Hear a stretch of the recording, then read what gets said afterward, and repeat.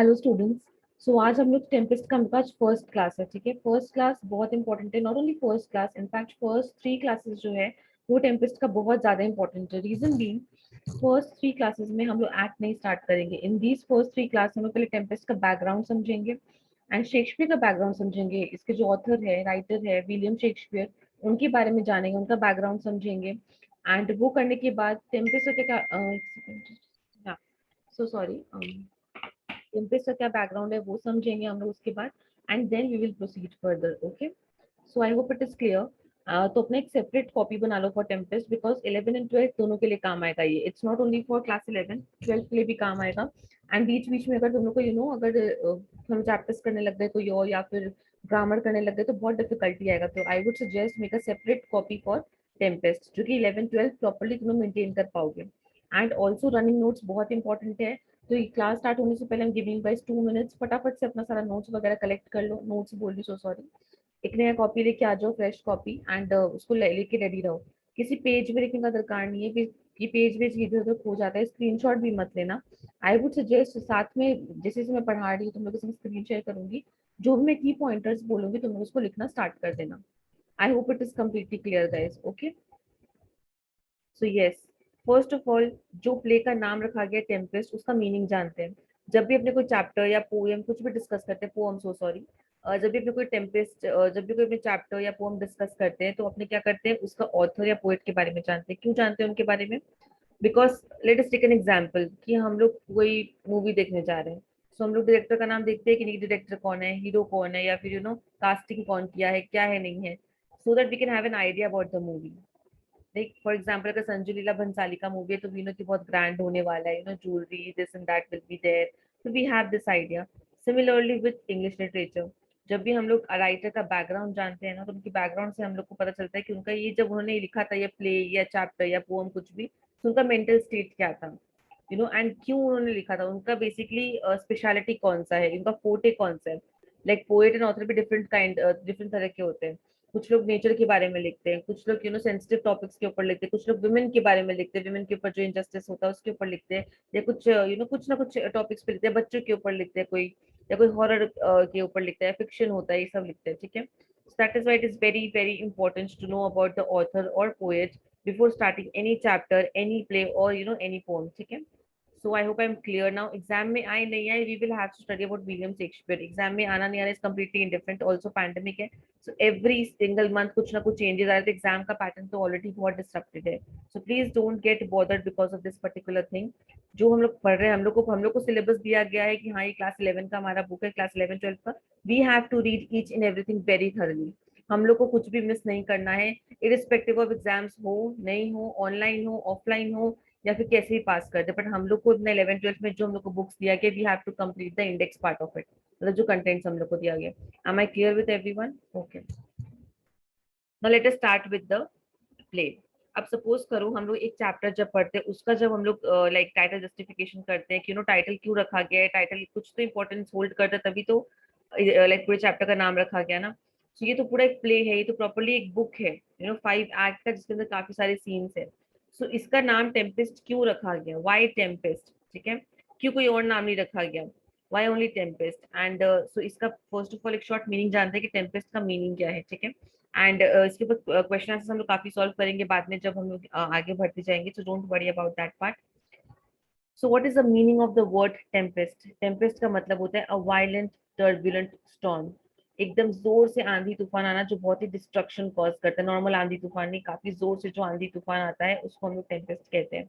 ठीक है, एंड यहाँ पे टेम्पेस्ट का मीनिंग दो हो सकता है, एक लिटरल टर्म भी हो सकता है, और एक इन डेप्थ मीनिंग भी हो सकता है। Like I tell you why. First literal meaning क्या होता है, नॉर्मली आंधी तूफान आना, जो कि यहाँ पे आता ही है। जब लोग टेम्पेस्ट पढ़ोगे, यू गाइस विल अंडरस्टैंड कि बेसिकली आंधी तूफान आता है, वायलेंट स्टॉर्म आता है, उसके कारण शिप रेक हो जाता है, and then so and so thing start. Second thing is actually storm अपनी लाइफ में आना, मतलब हमारी लाइफ पूरी उथल पुथल हो जाना। तो यहाँ पे जो कैरेक्टर्स हैं उनकी लाइफ में क्या स्टॉर्म आया था, क्या तूफान आया था, जिसके कारण जो मेजर कैरेक्टर्स हैं उनको उनकी लाइफ पूरी अपसाइड डाउन चेंज हो गई, वो भी हम लोग डिस्कस करेंगे। सो टेम्पेस्ट लिटरल सेंस में भी और इन डेप्थ मीनिंग में भी, दोनों मीनिंग में इस पूरे प्ले को सूट कर रहा है। ठीक है, और इसके बारे में इसका मीनिंग तुम लोग जान लो टाइटल जस्टिफिकेशन के ऊपर एक 20 मार्क का क्वेश्चन रहता है, वो हम लोग जब सॉल्व करेंगे ना by the end of it, जैसे जैसे हम लोग आगे बढ़ेंगे हम लोग डिस्कस करते जाएंगे। ठीक है, अभी के लिए इतना जरूरी है जानना कि टाइटल का जो मीनिंग है that is a violent turbulent storm. And इसका दोनों मीनिंग होता है इसमें। One is literal term which I told you guys कि लिटरली जो हम लोग का टेम्पेस्ट ऑकर होता है, आंधी तूफान आना। And secondly is actually life हमारी अपसाइड डाउन हो जाना, लाइफ में जो आंधी तूफान आता है। लाइफ का आंधी तूफान से मतलब क्या होता है? लाइफ का आंधी तूफान का मतलब होता है लाइफ की प्रॉब्लम्स। लाइफ में भी तो बहुत प्रॉब्लम्स आते हैं ना, कभी कोई फाइनेंशियल क्रंच हो गया, कभी जॉब चला गया, या कुछ कुछ ना कुछ होता रहता है। सुख हमारी लाइफ, सबकी लाइफ में एक पॉइंट ऑफ टाइम आता है जिसमें हमारी लाइफ एकदम अपसाइड डाउन चेंज हो जाती है, सो लाइक दैट। तो यहाँ पे दोनों चीज होता है, that is why the title is completely suitable for it. ठीक है, सो यस, एंड इसके ऊपर लेंदी एक मतलब अच्छी से डिस्कशन हम लोग करेंगे जब हम लोग Q&A वाले पार्ट में आएंगे, आफ्टर डूइंग एटलीस्ट 3 एक्ट करने के बाद, 3 एक्ट करने के बाद एक Q&A सेशन का मैं सॉल्व कराना स्टार्ट करूंगी आप लोग को। एंड उसमें हम लॉन्ग आंसर्स लाइक कंप्लीट करेंगे, तो we will discuss that part in it. But अभी के लिए कॉपी में हेडिंग लिख दो, टेम्पेस्ट का मतलब होता है अ वायलेंट टर्बुलेंट स्टॉर्म।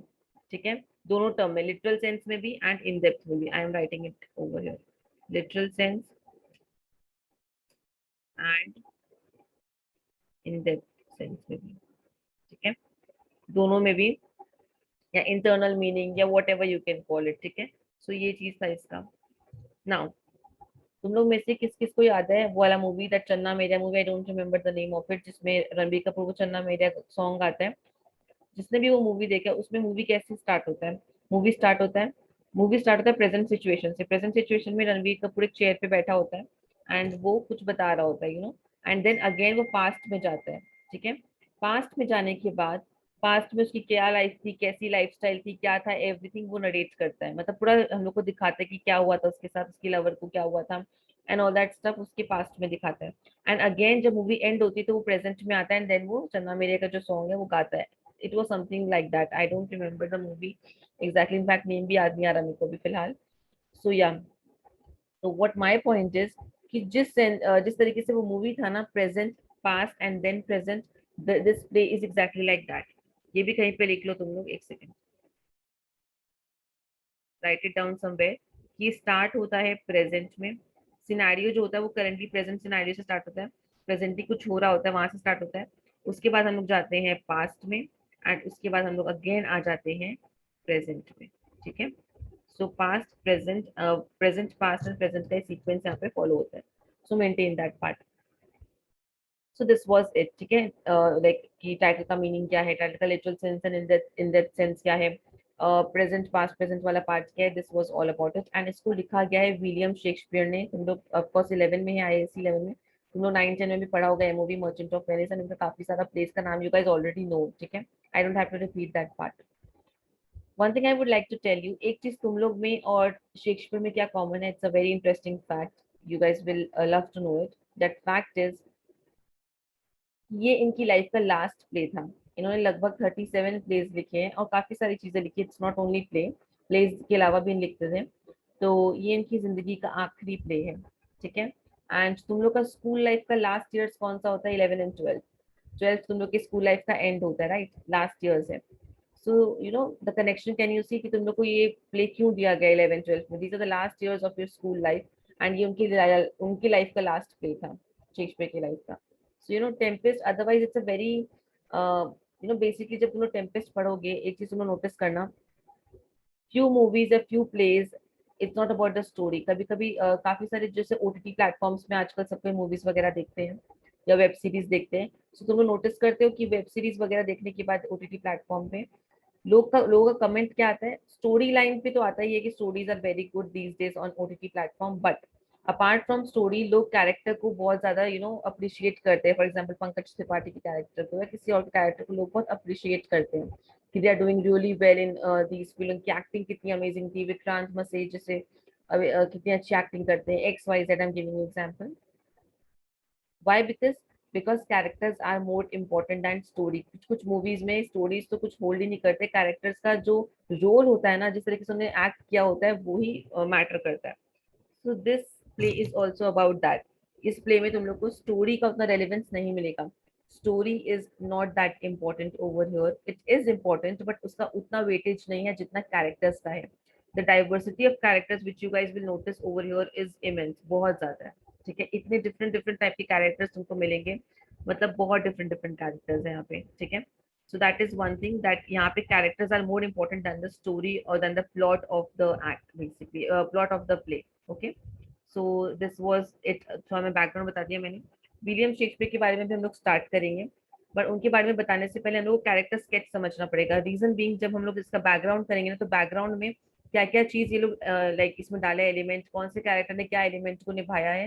तो जब मैं कैरेक्टर का नाम तुम लोग को तब बताऊंगी, तुम लोग रिलेट नहीं कर पाओगे, बिकॉज तुम लोग को अभी नहीं पता कैरेक्टर का नाम। सो वो हम लोग फर्स्ट कर रहे हैं, बिकॉज कैरेक्टर का नाम जानना इज वेरी इंपॉर्टेंट, ठीक है। अच्छा, कैरेक्टर का नाम जानने के बाद ही हम लोग देखेंगे टेम्पेस्ट जो है ना, एक चीज यहाँ पे कहीं पे लिख लो। Where is my another, just 1 minute, एक चीज मुझे तुम लोग को दिखाना था।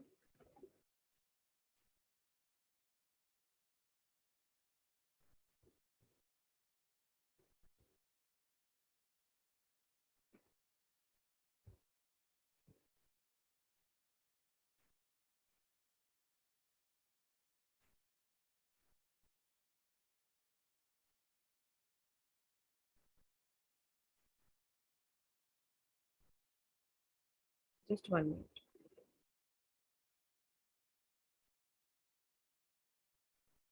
मेरा पीडीएफ ओपन हो रहा है फोन में।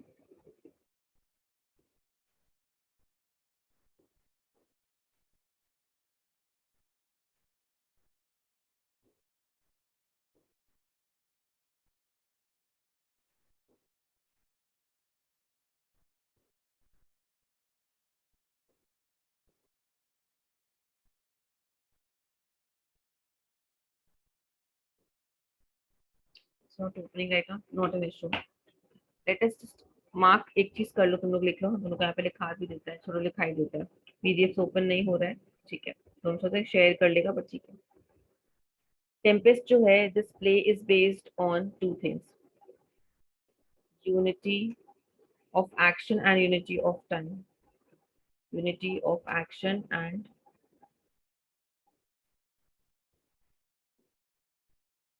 unity of action and unity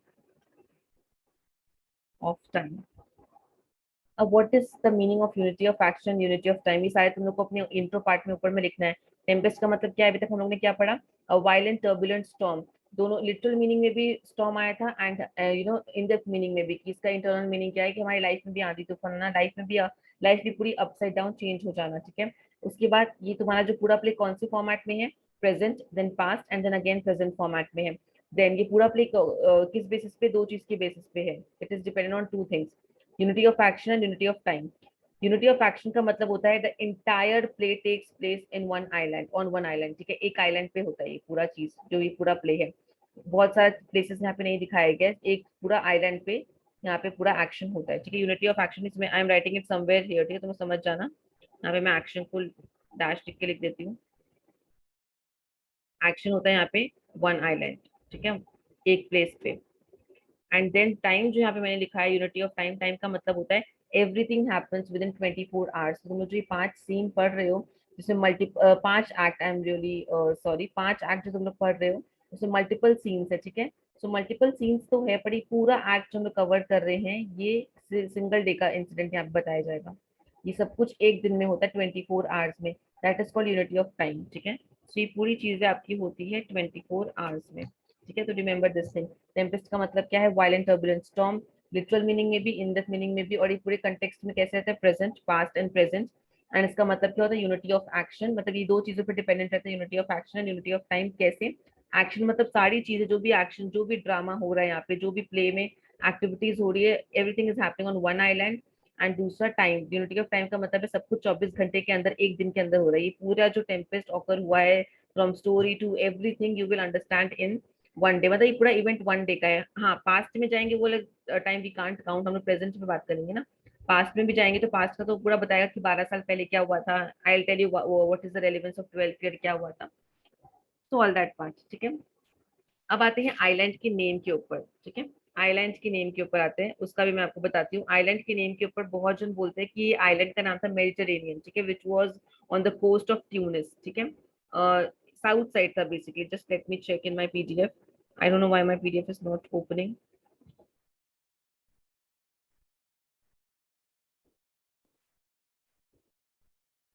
या फाइनली दूंगा। तीन लाइक यहाँ पे फिलोसफीज है, there are this no particular philosophy about एक पर्टिकुलर क्लैरिटी नहीं है कि ये आइलैंड कौन सा था। तो टू बी रियली ऑनेस्ट, अगर स्कूल की टीचर आपको जो बोलती है आप उसको फॉलो कर सकते हो, बट आई वुड से कि अगर एग्जाम में अगर आपका आता है, बोर्ड्स के एग्जाम में अगर आता है, तो आप डिप्लोमेटिक आंसर लिखो। डिप्लोमेटिक आंसर मतलब you have to specify in the first two lines that it is not clear, the name of the island is not clear, as different scholars have assumed different names for the island. You have to write these two lines, like आप ऐसे लिख सकते हो। just a second, I have edited that part in mine. Yeah, like you can write like that. I'm dictating. Despite the importance of the play's island setting, the precise location of the island remains a mystery. I'm repeating it again. Despite the importance of the play's island setting, full stop, sorry, comma, the precise location of the island remains a mystery. ठीक है। And ये location को लेके काफी scholars के बीच में बहुत आर्ग्यूमेंट होता है कि ये था वो था। कुछ लोग कहते हैं इसको it was somewhere in the Caribbean. तो मैं यहाँ पे आइलैंड का 3 ऑप्शन आपको दे देती हूँ लिख के। आप लोग पहले लिखोगे जो मैंने 2 लाइन डिक्टेट किया, ठीक है। And and please be very quick. आप लोग 11 में हो तो अपना स्पीड थोड़ा बढ़ाओ रनिंग नोट्स के लिए, बिकॉज रनिंग नोट्स अगर आप स्पीड नहीं बढ़ाओगे और स्पीड की अगर नहीं बढ़ रहा आपका, दैट मीन्स कि आप लोग की राइटिंग हैबिट अभी छूट गई है बिकॉज ऑफ पैंडेमिक। स्कूल में राइटिंग वर्क हो नहीं रहा है, तो मेक श्योर करो कि अपनी स्पीड को थोड़ा सा एनहांस करो। It will be very helpful. Running notes लिखना, ठीक है। So first thing was Caribbean, CARIBBAN में टाइप कर देती हूँ आप लोग, CARIBBAN, ठीक है। कुछ लोगों ने ये कहा कि करीबियन में होगा, करीबियन आइलैंड हो सकता है, मतलब वहां पे somewhere in the Caribbean. And some scholars told कि ये एक न्यू वर्ल्ड प्ले है, ठीक है। Some said it's a new world play. New world play का मतलब क्या मैं आपको बताती हूँ, तो पहले मैं टाइप कर दूँ new world play. Second, let me keep it over here ताकि तुम लोग देख पाओ। I hope you can see in the screen कि यहाँ पे लिखा हुआ है न्यू वर्ल्ड प्ले, ठीक है। न्यू वर्ल्ड प्ले क्या होता है बताओ तुम, क्या होता है न्यू वर्ल्ड प्ले? यहाँ पे न्यू, सॉरी मैंने प्लाई लिख दिया गलती से, इसको हटा देते हैं।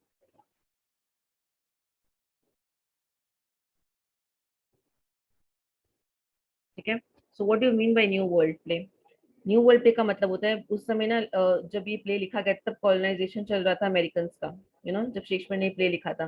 सो एक नया वर्ल्ड वहाँ पे फॉर्म हो रहा था, kind of you can like assume like that. तो देयर लाइक कि इसलिए शेक्सपियर ने यहाँ पे सब कुछ एक आइलैंड की फॉर्म में दिखाया कि वो आइलैंड एक न्यू प्लेस है, it's a new world play, एक नया दुनिया वहाँ पे, लाइक दैट, एक नई चीज फॉर्म हो रही है। कुछ लोगों ने वो अज्यूम किया, कुछ लोगों ने कहा कि it was located in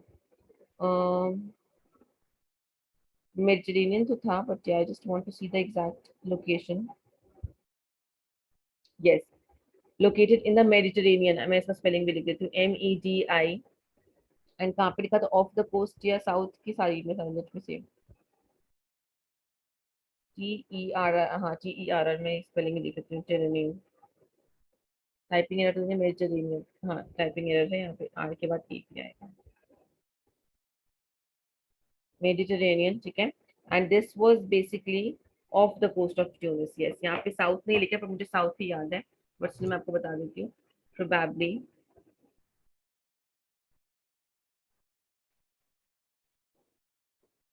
of the coast of Tunis. अगर बाई चांस कुछ टाइपिंग एरर हो तो इग्नोर दैट पार्ट, फटाफट मैं टाइप कर रही हूँ तो मुझे ध्यान नहीं आ रहा है। तो ये 3 आइलैंड के नाम है यहाँ पे, ठीक है। टाइम तो आपको पता है 24 घंटा, इसका कोई वेरिएशन नहीं हो सकता है। तो 24 घंटा इज 24 घंटा ओनली। तो या action, again I am repeating, Tempest क्या है? A turbulent violent storm. Literal sense और इन डेप्थ सेंस दोनों में। नॉर्मली भी वायलेंट स्टॉर्म आया था एंड हमारी लाइफ में भी आया था, मतलब जो कैरेक्टर्स है इसमें उनकी लाइफ में भी आया था। एंड किस सीक्वेंस में? तो present, past and present. Present situation दिखाएगा, फिर हम लोग पास्ट में जाएंगे कि 12 साल पहले क्या हुआ था कैरेक्टर्स के साथ, and then we'll come to the present, and then the entire day is dependent on 2 things: unity of action and unity of time। दो चीजों पे डिपेंडेंट है। यूनिटी ऑफ एक्शन क्या होता है? यूनिटी ऑफ एक्शन का मतलब है पूरी चीजें टेक प्लेस करती है एक आइलैंड पे। उस आइलैंड का 3 नाम है, काफी स्कॉलर्स के बीच में like it's not clear, basic it's a mystery कि what is the name of that island. कुछ लोगों ने क्या, it is somewhere in the Caribbean. कुछ लोगों ने कहा कि मेडिटेरेनियन है, probably off the coast of Tunis. And Tunis इसीलिए बिकॉज ट्यूनिस से ही वो लोग रिटर्न आ रहे थे। इसलिए ऑप्शन 3 इज क्वाइट रेलिवेंट, ठीक है।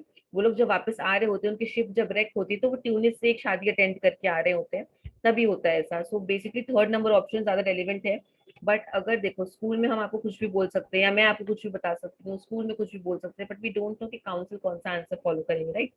So please be very diplomatic. जो मैंने आपको फर्स्ट 2 लाइन डिक्टेट किया कि it is not precise, and precise वाले लाइन लिखने के बाद you can give all 3 options, and ये 3 ऑप्शन देने के बाद you can put that point कि जो relevant है तुम्हारे accordingly, the point number 3 which is Mediterranean probably of the coast of Tunis is relevant as they were returning back from Tunis only, you know।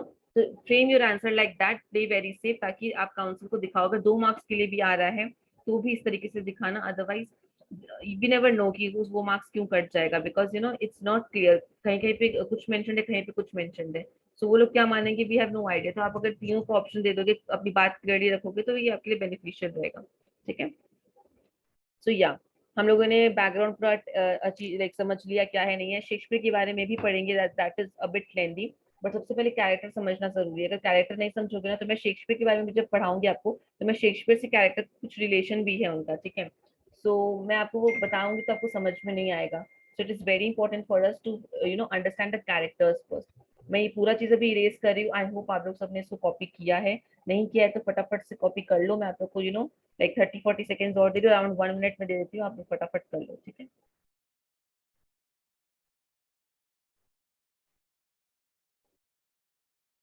Quickly do it. Tempest, violent, turbulent, storm, literal sense, in depth sense दोनों same है। Present past perfect में unity of action unity of time पे dependent है। Action कौन सा है, it is action मतलब एक आइलैंड पे होता है, टाइम मतलब 24 घंटे में पूरा काम दिखा देता है। प्रेजेंट सिचुएशन जो है वो पूरे एक दिन में सब कुछ हो जाता है, ठीक है।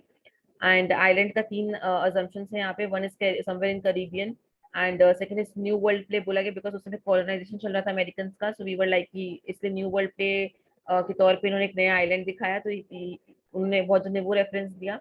And third is Mediterranean probably off the coast of Tunis, and यही ज्यादातर यूज करते हैं हम लोग because they were coming back from Tunis only. एक शादी अटेंड करके वो लोग आ रहे थे, तो उस समय ही उनका शिपरेक होता है, ट्यूनिस से ही आ रहे थे वो लोग वापस। Tunis basically king of Tunis की शादी वो लोग अटेंड करने गए थे, तो यू नो बेसिकली वही रिलेशन है।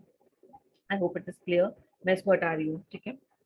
लेट मी सी इफ हाँ, हम लोग मेन कैरेक्टर्स डिस्कस करेंगे। कैरेक्टर्स के बारे में पूरा पढ़ना बहुत बहुत ज्यादा जरूरी है। Again I am repeating it.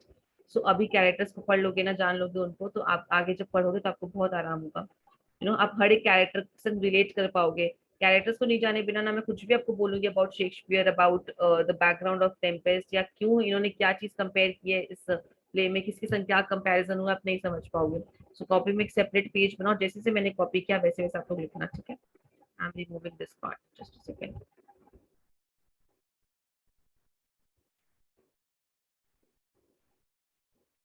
Let me erase it.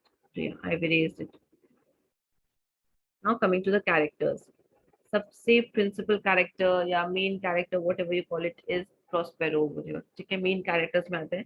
So heading ऊपर दो, मेन कैरेक्टर्स, ठीक है। Write heading like this, main characters, ठीक है। Number 1 is Prospero.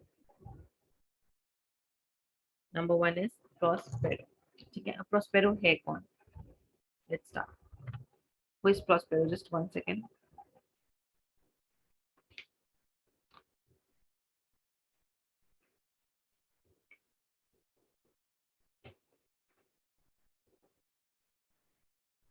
Prospero is basically the real duke of Milan. Prospero कौन है,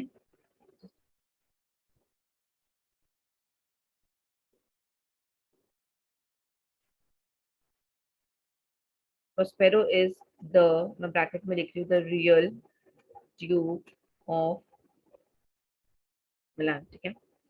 Milan is in Italy.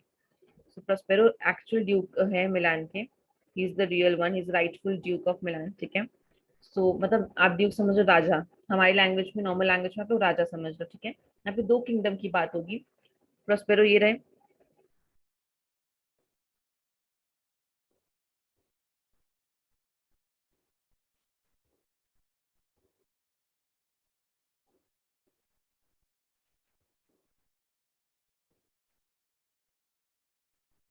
And then यहाँ पे एक एरो में बना रही हूँ, ठीक है। इसी तरह से आप कॉपी में एक एरो बनाओगे अपने, जैसे मैं यहाँ पे एक एरो बना रही हूँ, आप कॉपी में अपने एक एरो बनाओगे। ये तो थी प्रोस्पेरो के बारे में हमने बात किया, ठीक है, कि प्रोस्पेरो ये थे।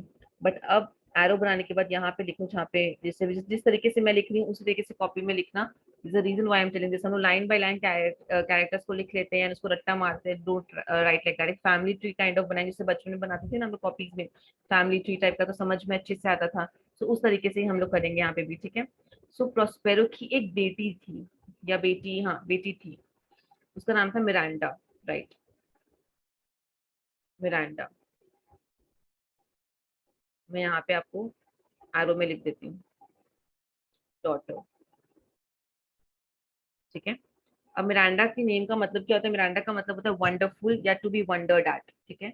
वंडरफुल और टू बी वंडर्ड एट, आप लोग कहीं पे इसका मीनिंग लिख लो।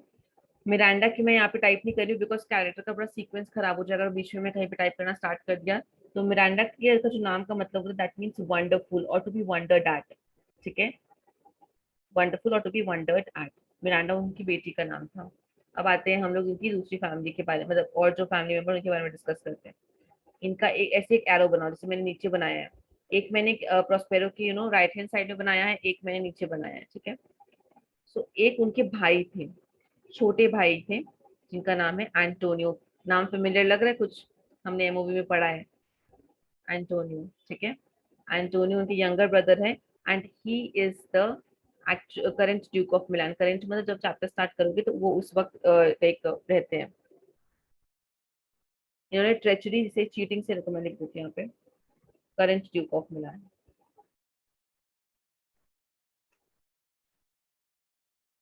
करंट मैंने इसीलिए लिखा है बिकॉज हम लोग ये जब ये प्ले के हिसाब से मैं बता रही हूँ, नॉट लाइक करंट वाला करंट, लाइक एक्चुअल वाला नहीं, बट प्ले में जब हम लोग स्टार्ट करेंगे प्रेजेंट सिचुएशन में, तो उस सिचुएशन में करंट जो लाइक प्रेजेंट में रहेगा उस समय जो ड्यूक है मिलान के, वो उनके भाई है एंटोनियो, ठीक है। सो एंटोनियो कौन है? Current duke of Milan, and he is his brother. मैं यहाँ पे भी एरो करके यंगर ब्रदर, छोटे भाई हैं। आप लोग को तो पता ही होगा, आप लोग कितने सारे लाइक आपने देखा होगा माइथोलॉजिकल कैरेक्टर्स में, रामायण महाभारत एंड ऑल में, कि जब तक बड़ा भाई जिंदा है, बड़ा भाई इज अवेलेबल, तो किंगडम उसकी होती है, मतलब वो राजा होता है। एंड छोटे भाई तब तक नहीं बन सकते अनलेस एंड अनटिल बड़े भाई का कोई बहुत ही कुछ प्रॉब्लम हो, फिजिकली वो फिट ना हो या समथिंग लाइक दैट, तभी ऐसा होता है कि छोटा भाई फिर किंगडम को टेक ओवर करता है। अदर देन दैट ऐसा कुछ नहीं होता है, ठीक है। सो मेन कैरेक्टर यहाँ पे कौन है? प्रोस्पेरो। प्रोस्पेरो राजा थे, ही is a real duke of Milan, ठीक है। और उनकी बेटी का नाम है मिरांडा, जिनके नाम का मीनिंग है वंडरफुल और टू बी वंडर्ड एट। और उनके छोटे भाई का नाम है एंटोनियो, ठीक है, जो कि करंट ड्यूक ऑफ मिलान है, जिन्होंने चीटिंग से, ट्रेचरी से अपनी ये किंगडम को अपने भाई से छीना था। चीटिंग करके, धोखेबाजी से, धोखा करके अपने भाई से इन्होंने किया था अपने किंगडम अपने नाम पे, और अपने भाई और उनकी डॉटर को मारने का प्लानिंग कर दिया था। पर फॉर्चुनेटली वो लोग मरे नहीं थे, वो लोग एस्केप करके वहां से निकल गए थे, ठीक है। तो समझ में आया ये वाला पार्ट? जैसे और यहाँ पे दो फैमिली है, जैसे ये फैमिली एक आपने देखी ना, this is the one family, and एक और फैमिली है, और एग्जैक्टली ऐसी है। तो इसको ध्यान में रखो। प्रोस्पेरो, प्रोस्पेरो की डॉटर मिरांडा, मेरा एंड प्रोस्पेरो का एक छोटा भाई एंटोनियो, एंड जो कि अभी करेंट ड्यूक ऑफ मिलान है, बट ही क्या usurped his throne basically, by treachery, treachery से, धोखेधड़ी से, धोखेबाजी से, कि उसने यूशर्प किया था प्रोस्पेरो का थ्रोन, एंड वो राइटफुल ड्यूक नहीं है उसका, he is not the rightful Duke of Milan, ठीक है। सो ये था फर्स्ट फैमिली के बारे में। Now let us discuss about the second family, जो जो कि ऐसे ही आप बनाओगे जैसे मैं बना रही हूँ। मैं इसको इरेज कर रही हूँ, अगर आपने नहीं लिखा है तो फिर आप फटाफट से लिख लो, स्क्रीनशॉट ले लो अभी फिलहाल के लिए, because we have to proceed further. मैं इसको इरेज कर रही हूँ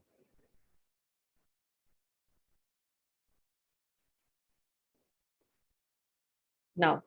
नेक्स्ट फैमिली कौन है? जिस नेक्स्ट दूसरे किंगडम में आते हैं। अब आते हैं दूसरे कैरेक्टर में, एक है अलोंसो। अलोंसो कौन है? He is king of Naples, nipple की किंग है वो, ठीक है, किंग ऑफ नेपल्स। जैसे आपका like Prospero real duke of मिलान है, तो वैसे अलोंसो ये दूसरा परिवार है, और जिस तरह से हमने उनका किया था इनका भी हम वैसे करेंगे। तो अब उनकी जैसे हमने डॉटर के लिए बनाया था, तो इनके भी कोई बच्चे होंगे तो उनके बनाते हैं, ठीक है। इनका एक बेटा है,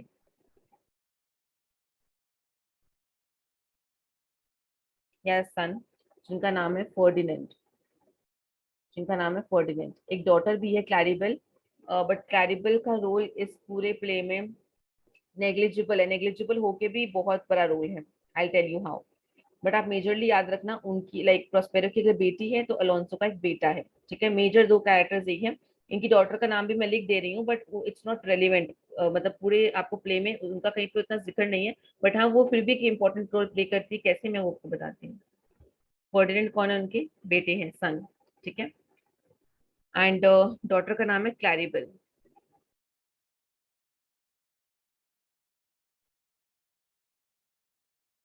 ठीक है। फर्डिनेंड बेटे का नाम है, क्लैरिबल डॉटर का नाम है।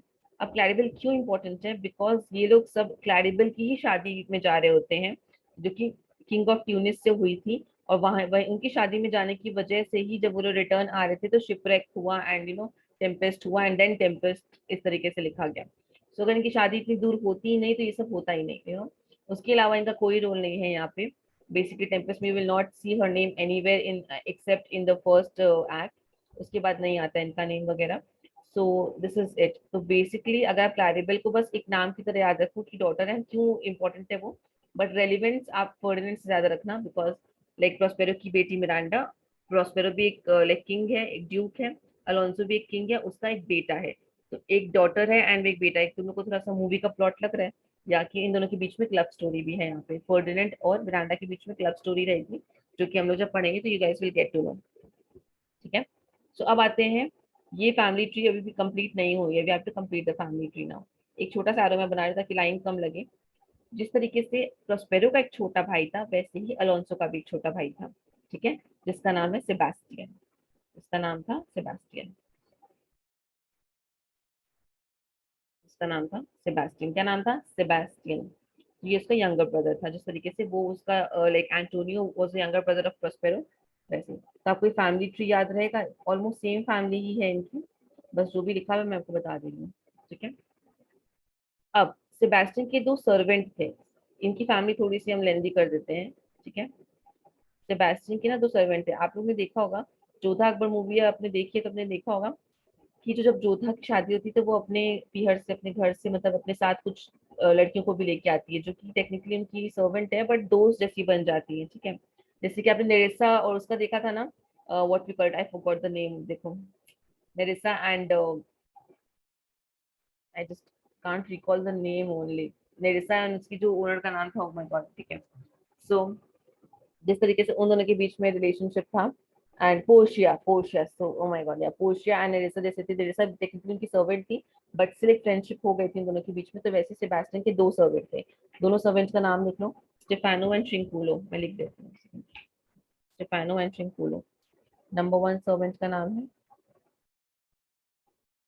स्टेफानो, नंबर टू का है ट्रिंकुलो, ठीक है। स्टेफानो एंड ट्रिंकुलो, ये लोग कौन है, सर्वेंट है, कौन है ये लोग, सर्वेंट,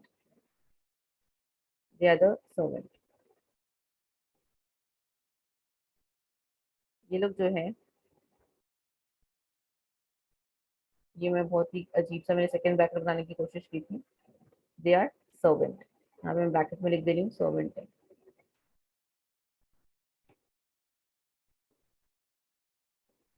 ठीक है। But they are very good friends, आपस में बहुत अच्छे दोस्त हैं, Stephano and Trinculo, they both are very good friends, ठीक है। They both are very good friends, they are very very good friends, बहुत अच्छे, बहुत क्लोज दोस्त हैं, अच्छी दोस्ती है, सॉरी, अच्छी दोस्ती है इन दोनों में। जैसे होता है ना कि एकदम दोस्त होते हैं, साथ साथ हर जगह जाते हैं, साथ साथ हर चीज करते हैं, तो स्टेफानो एंड शिंकुलो का आपस में कुछ वैसा ही रिलेशनशिप है कि they do things together, they roam to places together, हर जगह साथ में जाते हैं बेसिकली, ठीक है। So this was it. And एक कैरेक्टर है जो बच गया है, ये पहले फैमिली ट्री बना दो and then I talk about that character.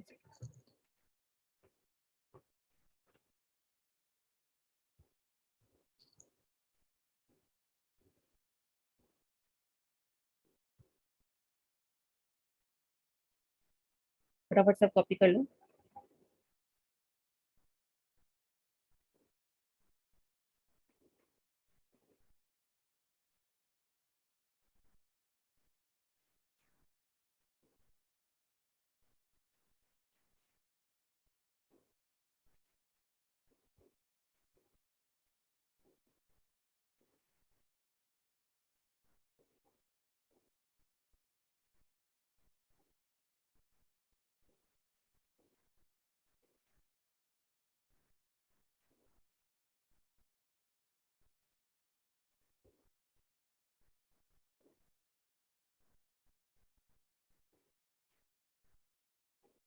Quickly copy कर लो अगर फटाफट के अलोंसो की फैमिली कौन है, मैं कुछ भी क्वेश्चन बीच में पूछ सकती हूँ फिर। और उसको जो बच्चे ऑनलाइन देख रहे हैं इसको, जो मतलब वीडियो में भी देख रहे हैं, बिकॉज मैं रिकॉर्डिंग कर रही हूँ, ताकि जो बाद में भी देख रहे हैं तो प्लीज मेक श्योर कि आप नोट्स बनाओ, सिर्फ वीडियोस मत देखो। नोट्स ज्यादा इंपॉर्टेंट है, बिकॉज स्क्रीनशॉट 12 तक आप लोग सेव भी नहीं करोगे, स्क्रीनशॉट कोई रेफर भी नहीं करेगा, बट कॉपी जो आपके साथ फॉरएवर रहेगी। सो प्लीज मेक श्योर कि आप लोग जब स्टार्ट करो तो you guys are making notes of it.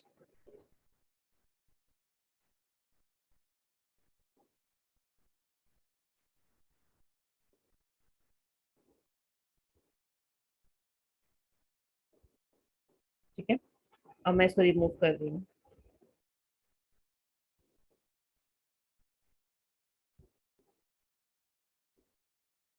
एक और कैरेक्टर इंपॉर्टेंट है जो आपको लिखना है, जो कि इस पूरे प्ले का माउथ पीस की तरह भी काम करेंगे। That his name is Gonzalo.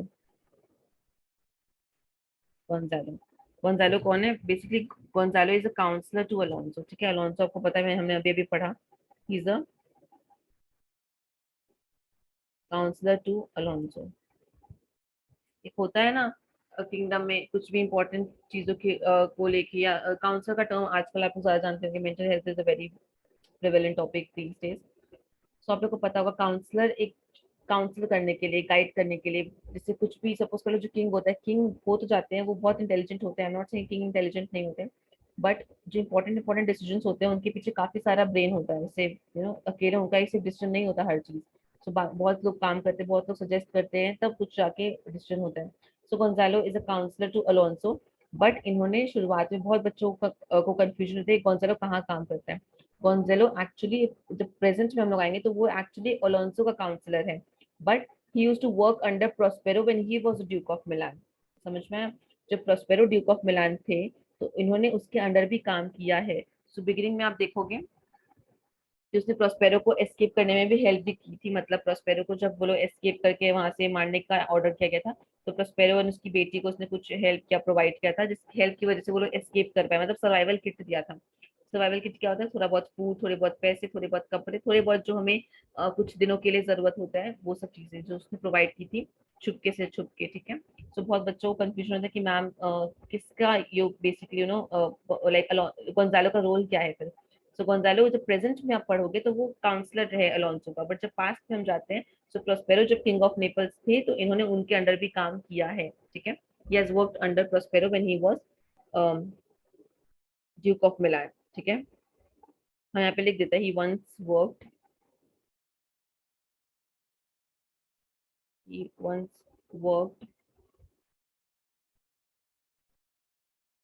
in Prospero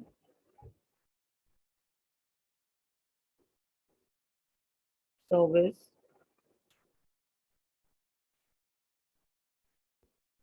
back when he was a duke of Milan। ठीक है, so he once worked in Prospero's service back when he was a duke of Milan। तो ये भी आप लिख सकते हो कहीं पे, एंड करेंटली वो काउंसलर अलोंसो के। तो ये तो सारे थे हमारे ह्यूमन कैरेक्टर्स जिनके बारे में बात की। ठीक है, छोटे मोटे कैरेक्टर्स, इसमें मैं जितने भी कैरेक्टर्स अभी डिस्कस करी हूँ, ये मेजर कैरेक्टर्स है। ठीक है, माइनर में कुछ कुछ और एलिमेंट्स, कुछ कुछ और स्पिरिट आएंगे एक्ट 3 के आसपास, 4 के आसपास, बट वो हम लोग उस समय डिस्कस कर लेंगे। They are not that important right now to discuss. ये सारे जो है ये बेसिकली लीड पार्ट प्ले करते हैं, होता है ना मूवी में लीड रोल होता है एक फैमिली का, एक हीरो का, हीरोइन का। तो ये सब लीड कैरेक्टर्स है। ठीक है, जिनका इक्वल इंपॉर्टेंस है इस थ्रू आउट द प्ले। और जिनके बारे में मैंने आपको अभी तक बताया वो सब तो ह्यूमन कैरेक्टर थे, वो तो इंसान थे अभी। अब जो मैं आपको बताऊंगी, they are the main characters, they are the evil spirit, so मैं उनको इंटरेस्टिंग कैरेक्टर्स बुलाती हूँ, I call them interesting characters, because उससे प्ले थोड़ा इंटरेस्टिंग बनता है। अच्छा, तो शेक्सपियर ने ऐसा प्ले क्यों बनाया जिसमें लाइक स्पिरिट्स भी हैं? रीजन बीइंग, आपने देखते हो कि अभी भी कितने सारे टीवी शोज आते हैं जिसमें बच्चे लोग देखते हैं, ह्यूमन कैरेक्टर होता है बट उसमें मैजिक होता है, कोई बच्चा मैजिक कर रहा है, कोई कुछ कर रहा है, लाइक कितने सारे शोज ऐसे फेमस है, for example Baalveer and all that show. तो उसमें बच्चे लोग दे love all this super natural element. तो पहले के टाइम पे भी कुछ कुछ चीज ह्यूमर ऐड करने के लिए, थोड़ा सा सस्पेंस ऐड करने के लिए, people use to add the supernatural elements. So इनका कोई रियलिटी से कोई नाता नहीं है इनका, so just treat this as a entertainment. जब आप पढ़ रहे हो तो उसको एंटरटेनमेंट की तरह ही लो। चलो, सो मैं इनको नाम देती हूँ इंटरेस्टिंग कैरेक्टर्स, मुझे ये इंटरेस्टिंग लगते हैं, that is why I am giving them this name interesting. Ignore any like typing error, आप टाइप जो कुछ हो जाता है। इंटरेस्टिंग एरर्स में इंटरेस्टिंग एरर इंटरेस्टिंग कैरेक्टर्स में आएगा आपका इविल स्पिरिट। या रुको मैं सिर्फ स्पिरिट्स लिखती हूँ, इविल और अच्छी दोनों आएंगे ना इसमें, ठीक है। नंबर 1 एक है साइकोरैक्स। जैसे नाम में साइको है ना, वो एक्चुअली भी साइको ही थे, साइकोरैक्स, ठीक है। सो मेन विच साइकोरैक्स एक विच रहती है, भूतनी रहती है इस प्ले में, जो कि बहुत लोगों को तंग करती है, लोगों को पूरा पागल कर देती है, बहुत तंग करती है ये। शी इज वेरी, बिगनिंग में उनका कैरेक्टर दिखाता है कि बहुत जहाँ पे वो रहती थी जिस एरिया में, सो वहाँ पे भी उसने वो अपने पावर से लोगों को बहुत परेशान किया था। तो सारे लोग मिलके उनको मार देना चाहते थे, कि सबको ने पकड़ लिया था उनको कि नहीं अब इसको मार देंगे वरना ये सबको खत्म कर देगी, सबकी लाइफ पूरा खराब कर देगी। So then they got to know कि शी इज प्रेग्नेंट, ऐसा बोलते हैं। बहुत सारे कंसेप्ट को बीच में काट दिया गया because it's not relevant, but just हम पढ़ रहे तो मैं आपको बता रही हूँ कि उनको मारा नहीं गया because they got to know कि शी इज प्रेग्नेंट, तो इस वजह से उनको वहां से निकाल दिया गया। इनको वार्निंग दी गई कि आप यहाँ पे वापस कभी नहीं आएंगे हमारी लाइफ को स्पॉइल करने के लिए, जिस एरिया में रहती थी, ठीक है। तो साइकोरेक्स वहां से निकल के इस आइलैंड पे आ जाती है।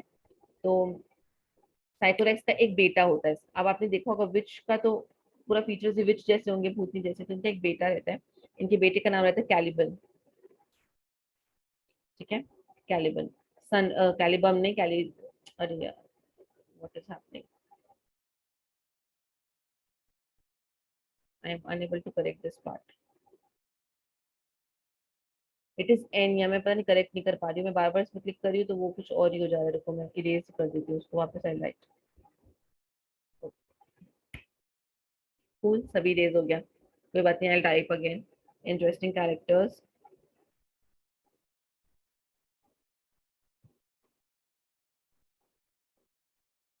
Interesting characters, spirits. नंबर 1 कौन है? What you talking about? Sycorax. Sycorax कौन थी? विच थी, उसने जहाँ रहती थी उस वहां पे सबका लाइफ खराब कर दिया था। तो वहाँ के लोगों ने इसको वार्निंग दी, पहले मारना चाहते थे पर दे गॉट टू नो कि शी इज प्रेग्नेंट, तो उसको छोड़ दिया गया। इसको एक सिक्योरिड आइलैंड में छोड़ दिया गया ताकि किसी और इंसानों को नुकसान ना पहुंचा पाए। इसको आइलैंड पे से छोड़ दिया गया कि तुम यहीं पे रहो, यहाँ पे कोई इंसान नहीं रहते हैं और तुम यहाँ पे किसी को नुकसान नहीं पहुंचा पाओगे, तो you deserve to stay over here only, ठीक है। फिर इनका एक बेटा होता है, इनका बेटे का नाम होता है कैलिबन। कैलिबन उनका सन है।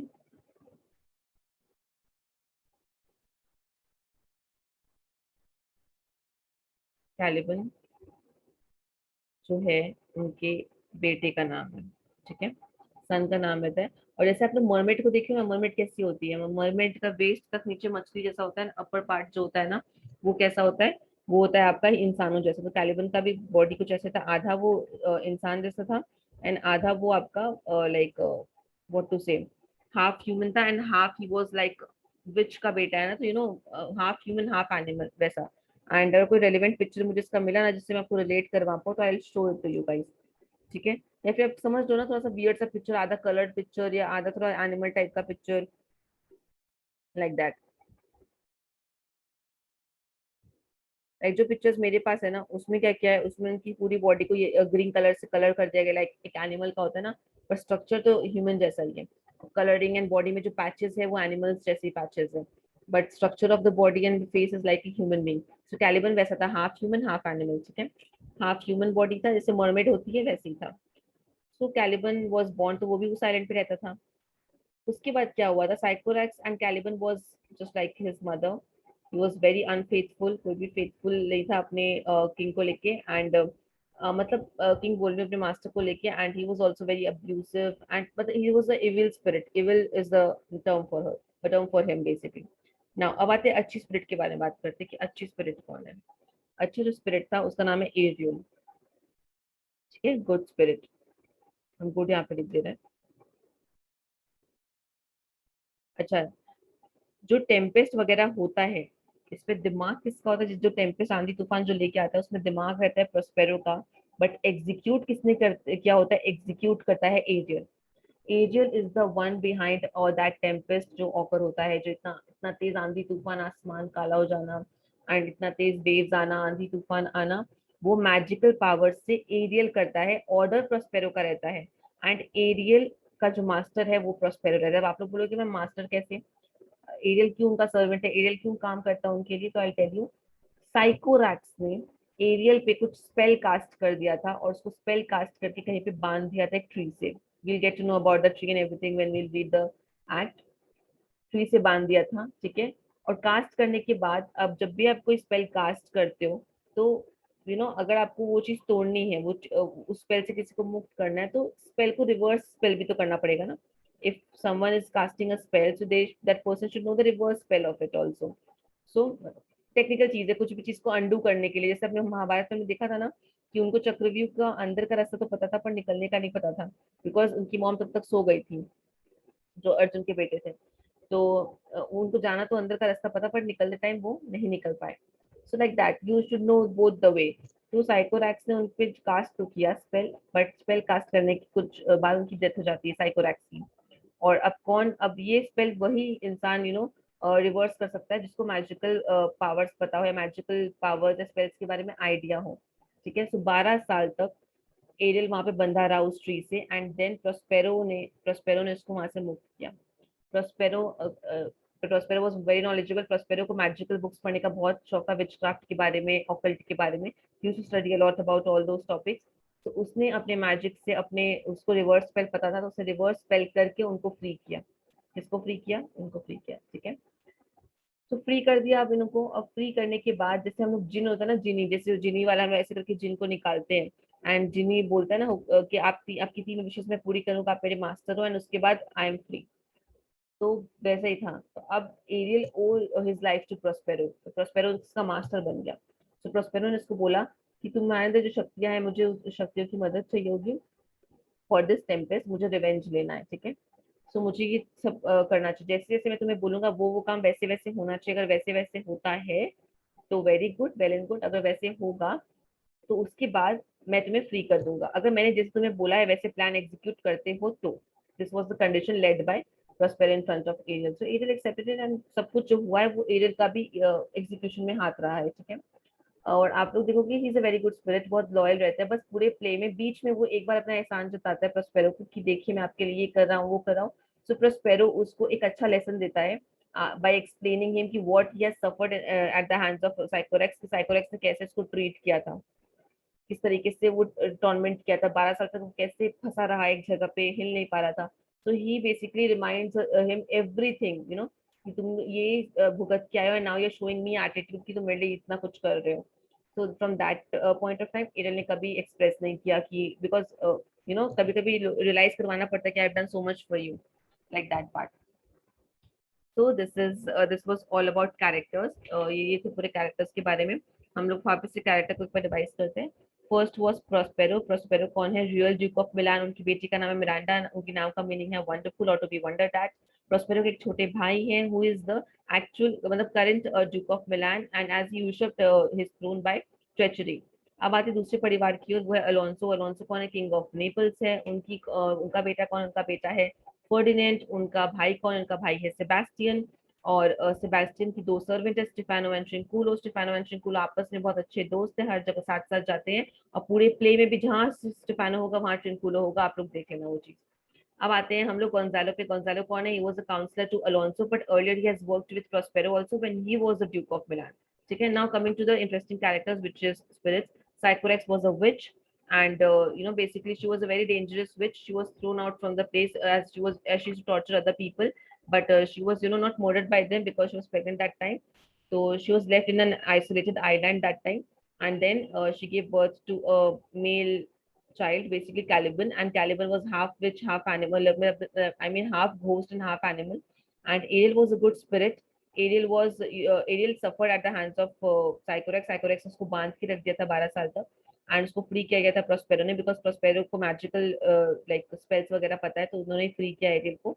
सो Ariel owe his life to him, and Ariel ने प्रॉमिस किया कि मैं आपका जो काम है टेम्पेस्ट का मैं पूरा कंप्लीट करूंगा, and if I do that I want, उसके बाद कि आप मुझे फ्री कर दो। तो ये डील हुआ था उन दोनों के बीच में। This is all about characters, जो मेजर कैरेक्टर्स है। सो गाइस प्लीज यहाँ तक इसको पूरा अच्छे से मार्क करो, समझो।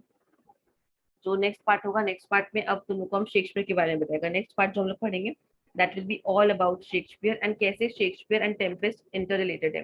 लाइक टेम्पेस्ट को one of the matured plays बोला जाता है, या not one of the matured plays बोला जाता है शेक्सपियर का। Why matured? Like I tell you, suppose कर लो आप पहली बार एक किताब लिखते हो और आप 10वीं बार एक किताब लिखते हो, तो कौन सी किताब में आपका इम्प्रोवाइजेशन होगा? 10th वाले में ना। फर्स्ट टाइम में काफी मिस्टेक होगी, फर्स्ट से इम्प्रूव वर्जन होगा, सेकंड, सेकंड से इम्प्रूव थर्ड, थर्ड से सो एन एंड सो करते करते 10th तक जाओगे, राइट? सिमिलरली उनकी लाइफ का लास्ट प्ले था, उन्होंने पहले के प्लेस में जो भी मिस्टेक्स की थी, जो भी उन्होंने शो किया था, वो इस प्ले में वो सब नहीं शो करना चाहते हैं। तो it's a matured play. Matured play इसीलिए है बिकॉज इस प्ले के एंड में कोई मर्डर नहीं होता है, कोई किसी से अलग नहीं होता है, कोई भी ट्रैजिक एंड नहीं होता। इट्स लाइक हम साथ साथ है प्ले। एट द एंड सबको एक दूसरे को फॉरगिव कर देते हैं। And forgiveness is the biggest sign of maturity. आपको पता है forgiveness is very difficult, forgive नहीं कर सकते लोग इतना इजीली। तो forgiveness is the biggest sign of maturity. That is why it is known as one of the matured plays of Shakespeare. ठीक है, क्योंकि यहाँ पे सब कोई एंड में लाइक प्रोस्पेरो भी फॉरगिव कर देगा एंटोनियो को, सब कुछ ना सबको एक दूसरे को फॉरगिव कर देगा अपनी गलतियों के लिए। एंड एक हैप्पी एंडिंग पे ये उनका जो प्ले है एंड होगा। इन्होंने एक हैप्पी एंडिंग इसलिए रखा है बिकॉज उनकी लाइफ का लास्ट प्ले था। तो आप इमेजिन करो अगर लास्ट प्ले है उनकी लाइफ का, और एग्जाम्पल लो कि कोई अपनी डेथ बेड पे है, ठीक है, कोई मरने वाला है, सो मरते टाइम वो किसी से झगड़ा करेगा? नहीं ना। सो वो चाहेगा कि वो सबसे मेंट करे बेस को, वो सबसे अच्छे से बात करे, सबसे इम्प्रोवाइज करे हर एक चीज रिलेशनशिप को। सिमिलरली ये इनकी लाइफ का लास्ट प्ले था। So at the end he wanted to give a very good message कि फॉरगिव कर दो, सबको माफ कर दो, वैसा वाला थिंग, कि ending should be very beautiful, ending should be very normal. तो इसलिए उन्होंने अपने लास्ट प्ले में बहुत ही हम साथ साथ काइंड ऑफ एंडिंग दी है। इट्स नॉट दैट ट्रेजिक, बहुत अच्छा एंडिंग है। सो या दिस इज इट। इतना ही मैं अभी आप लोग को बताऊंगी about the characters and about Tempest, जितना मैंने आपको बताया। नेक्स्ट अपने शेक्सपियर के बारे में इन डिटेल पढ़ेंगे। एंड शेक्सपियर एंड प्रोस्पेरो आपस में बहुत रिलेटेड है। कैसे? I tell you in our next class. And third class में हम लोग टेम्पेस्ट का बैकग्राउंड पढ़ेंगे, ठीक है, इसका बैकग्राउंड क्या। And fourth class we will start with our act 1 scene 1। So stay tuned for it. And जितना भी मैंने पढ़ाया है सबको अच्छे से याद करना। सो या बाय, थैंक यू।